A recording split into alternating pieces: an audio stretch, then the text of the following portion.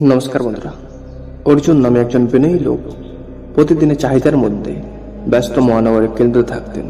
তিনি অক্লান্ত পরিশ্রম করেছিলেন, তবুও তার প্রচেষ্টা প্রায়শই বৃথা যায় এবং তার আকাঙ্ক্ষাগুলি সম্পূর্ণ বলে মনে হয়েছিল। যাই হোক, আশার একটি ঝলক এবং প্রত্যয় যে তার জন্য আরো ভালো কিছু সঞ্চয় ছিল তার আত্মার গভীরে। একদিন ব্যস্ত রাস্তায় হাঁটতে হাঁটতে অর্জুন একটি নির্জন কোণে লুকিয়ে থাকা একটি শান্ত মন্দিরে দেখতে পান। পবিত্র এলাকায় প্রবেশ করার সাথে সাথে তার প্রতিধ্বনি পবিত্র স্থানের হলের মধ্যে দিয়েও প্রতিধ্বনিত হয়েছিল। কিছু শক্তি দ্বারা আবরণীয়ভাবে আঁকা হয়েছিল। কৃপা ও শক্তির প্রতীক ভগবান মহাদেবের একটি মহিমান্বিত মূর্তি তার সামনে দাঁড়িয়েছিল। অর্জুন তার হৃদয়ে একটি আলোড়ন অনুভব করলেন এবং স্বর্গীয় রূপের দিকে তাকালেন। তার মধ্যে প্রশান্তের অনুভূতি নেমে আসে। তার কোনো ধারণা ছিল না যে এটি একটি অবিশ্বাস্য দুঃখ সাহসিক অভিযোজনের সূচনা হবে, যা মহাদেবের আশীর্বাদের অন্তিম সূচক দ্বারা পরিচালিত হবে।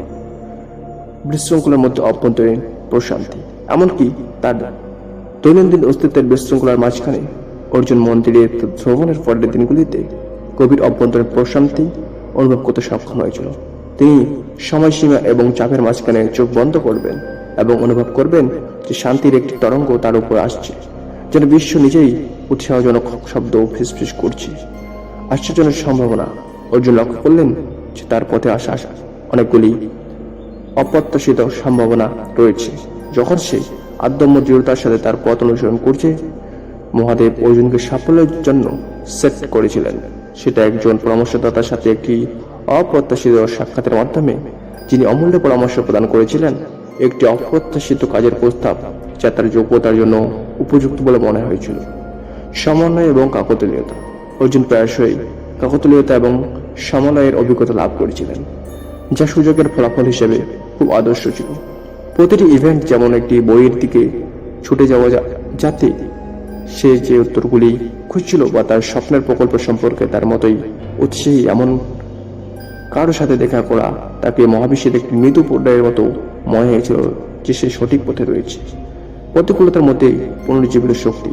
ঠিক যখন অর্জুন অনুভব করলেন যে তিনি তার সীমায় পৌঁছেছেন, যখন তিনি এমন একটি অভ্যন্তরীণ শক্তি আবিষ্কার করলেন যা তিনি কখনো জানেন না, তিনি যখন অসুবিধার সম্মুখীন হন, তখন তিনি ভগবান মহাদেবের অকাল প্রজ্ঞার দিকে ফিরে যান।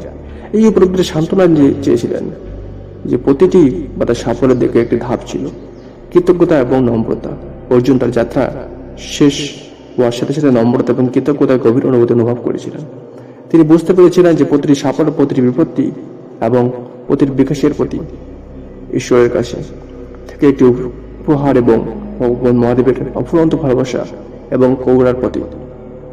তাই বিশ্বাস এবং সংকল্পে সজ্জিত অর্জুন তার পথে হাঁটতে থাকলেন, সচেতন যে তার প্রতিটি পদক্ষেপ তাকে সময়ের কাছাকাছি নিয়ে আসবে, যখন মহাদেবের আশীর্বাদ উপর প্রচুর পরিমাণে নেমে আসবে।